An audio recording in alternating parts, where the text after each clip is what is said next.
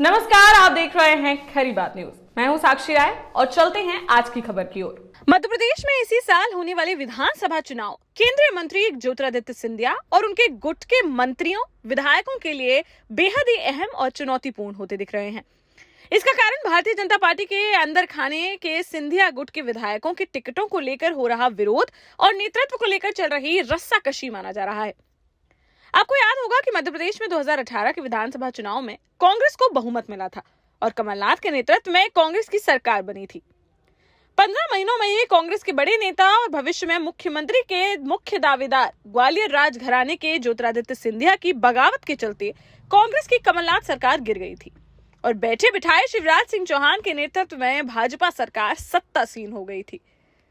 ज्योतिरादित्य सिंधिया के नेतृत्व में जिन 2 दर्जन से अधिक विधायकों ने कांग्रेस से त्याग पत्र देकर सरकार गिराई थी, उनके अंदर खाने जो भी डील रही हो, लेकिन उन्हें विधायक ना रहते हुए भी शिवराज सरकार में मंत्री पद से नवाजा गया था।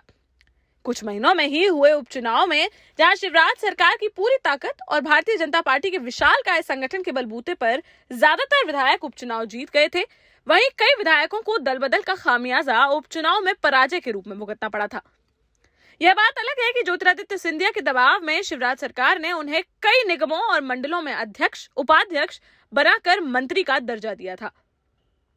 मध्य प्रदेश में कांग्रेस की कमलनाथ सरकार गिराकर भाजपा की शिवराज सरकार बनवाने का इनाम राज्यसभा के सांसद और केंद्रीय मंत्री के पद के रूप में पाने वाले ज्योतिरादित्य सिंधिया पिछले 3 वर्षों से भले ही अपने गुट के मंत्रियों और विधायकों का सम्मान बचाते आए हैं,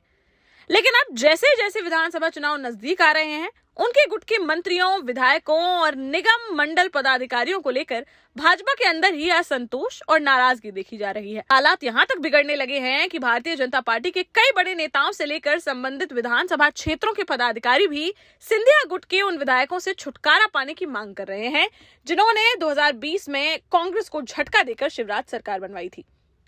भाजपा के जमीनी कार्यकर्ताओं की मांग है कि सिंधिया गुट के मंत्रियों को शिवराज सरकार बनवाने के एवज में 3 साल मंत्री पद और अनेक प्रकार के लाभ मिल चुके हैं। अब अगर उन्हें 2023 के चुनाव में टिकट दिया गया तो उनकी दल बदलू छवि और पार्टी के कैडर बेस कार्यकर्ताओं की नाराजगी चुनाव में निश्चित रूप से हार का कारण बनेगी। ऐसे में सिंधिया गुट के उन विधायकों को तो हारना ही है, मध्य प्रदेश में भाजपा की सरकार भी खतरे में पड़ सकती है। दमोह जिले के पूर्व मंत्री जयंत मलैया को मनाने के लिए भी जिस तरह से मुख्यमंत्री शिवराज सिंह चौहान, केंद्रीय मंत्री नरेंद्र सिंह तोमर, राष्ट्रीय महासचिव कैलाश विजयवर्गीय सहित पूरी भाजपा जयंत मलैया के जन्मदिन समारोह में दमोह पहुंची थी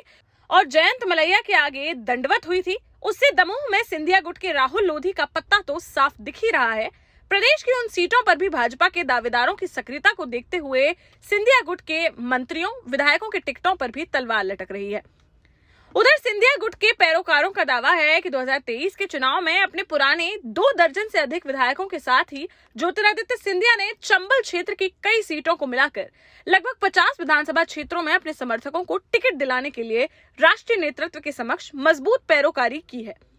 लेकिन निकाय चुनाव में ग्वालियर नगर निगम में ज्योतिरादित्य सिंधिया के रहते पहली बार भाजपा को मिली पराजय और सिंधिया गुट के मंत्रियों के खराब रिपोर्ट कार्ड को देखते हुए केंद्रीय नेतृत्व उनकी बात पर ज्यादा गंभीर रहेगा, यह मुश्किल ही दिखाई दे रहा है।